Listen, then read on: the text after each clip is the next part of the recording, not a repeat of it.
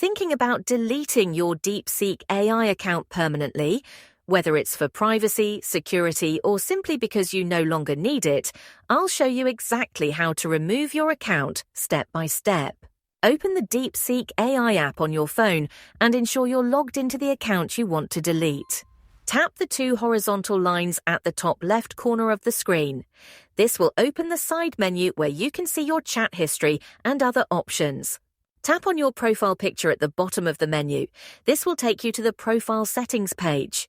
Scroll down to the bottom of the Settings page until you find the Delete Account option.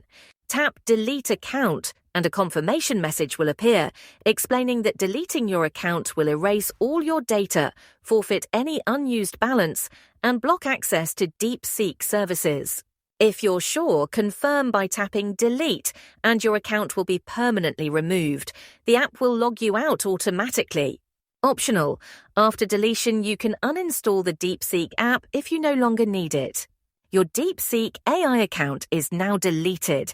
If this guide helped, make sure to like the video and subscribe for more tutorials. See you in the next one.